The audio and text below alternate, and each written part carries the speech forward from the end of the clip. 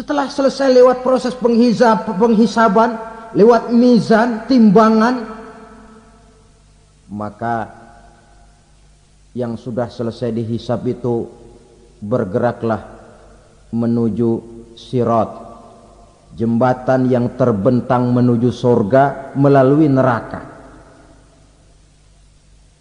Saudara-saudara, panjangnya perjalanan sirat itu memakan waktu ratusan tahun. Tetapi orang yang lewat di atas sirat pun macam-macam, bergantung amalannya ketika di dunia ini. Ada yang lewat di atas sirat itu kal barqil khatib, seperti kilat yang menyambar, lep, sudah sampai dia di surga. Cepat bukan main. Ada yang lewat di atas sirat itu seperti orang lari-lari. Ada yang lewat di atas sirat itu seperti orang jalan biasa.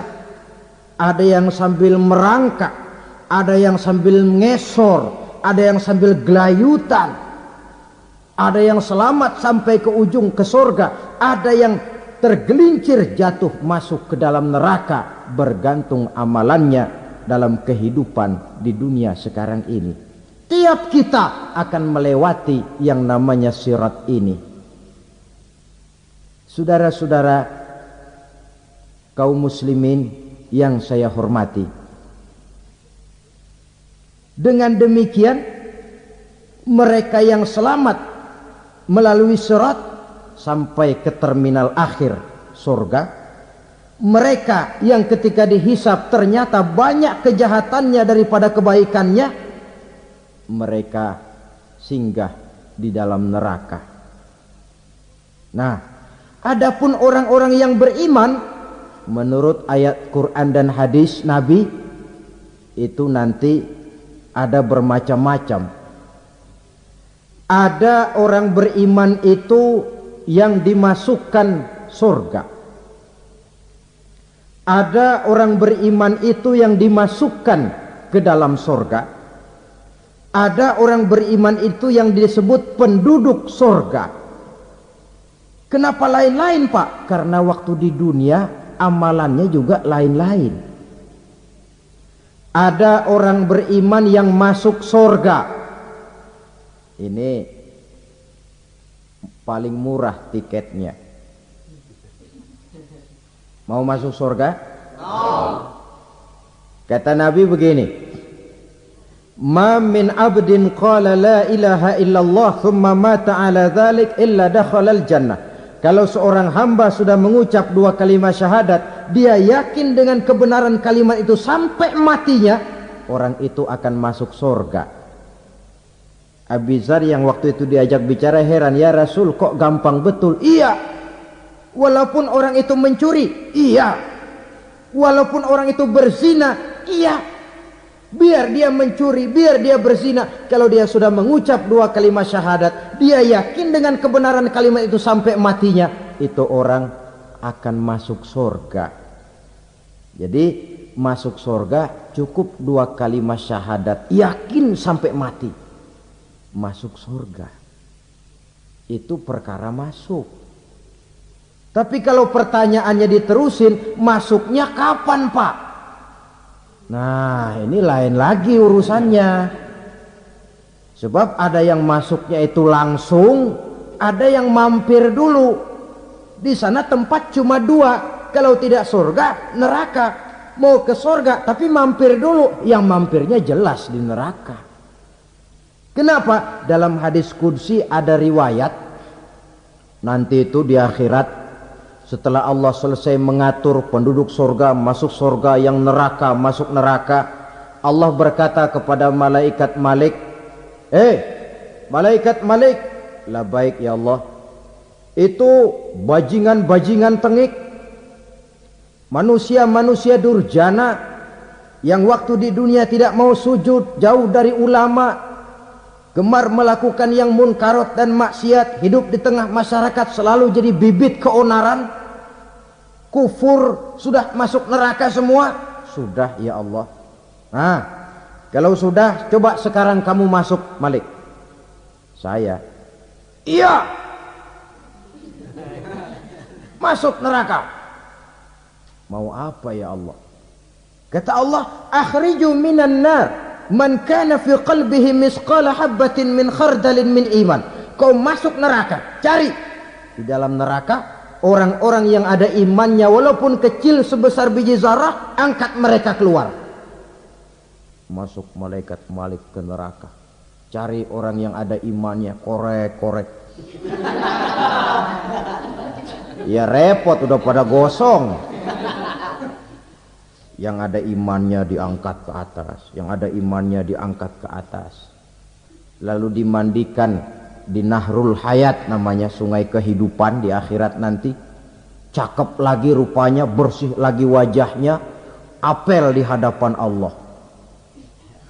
Kata Allah, bagaimana mas? Kapok nggak sampean? Kapok ya Allah. Nah, kalau kapok, idhab fadkhulil jannah, pergi masuk surga sana. Berangkat mereka ke surga, ketemu sama teman-temannya yang udah sampai lebih dulu, yang nggak pakai mampir lagi. Terjadi dialog. Kata teman-temannya yang udah pada nyampe duluan, mas, iya, emang baru sampai? Saya baru sampai. Memang mampir di mana dulu mas? Kita sudah lama sampai di surga. Saudara buka surah Al-Muddatsir ayat 34-35. Ma salakakum fis saqar? Kenapa kamu mampir di neraka Saqar? Qalu lam nakum minal musallin. Mereka menjawab, kami mampir di neraka Saqar mas, gara-gara dulunya kami waktu di dunia ndak pernah sholat. Ndak pernah sholat? Ndak pernah. Kan rumahnya dekat masjid, cuma dekat doang mas. Sholat mah enggak saya. Enggak pernah ngasih makan fakir miskin, enggak pernah hadir di majelis taklim, pendeknya enggak pernah melakukan kebajikan. Maka saya pun mampir di neraka Saqar. Untung betul saya punya iman mas, sedikit. Waktu hidup di dunia dulu saya pernah mengucap 2 kalimat syahadat. Sekali-kalinya waktu mau kawin. Masya Allah. Untung saja kawin. Kalau nggak kawin polos.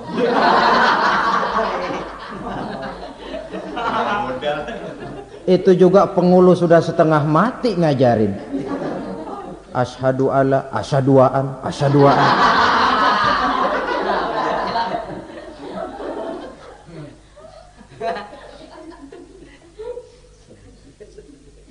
Ini namanya masuk surga, ada mampir dulu. Ada pula orang mukmin itu yang dimasukkan surga. Namanya dimasukkan kan terima beres.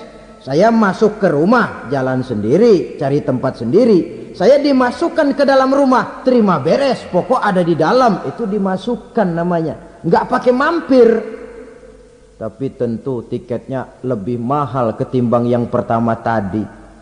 Apa kata Allah? Innal ladzina amanu wa amilus salihat la ukaffiranna anhum sayyi'atihim wa la udkhilannahum jannah.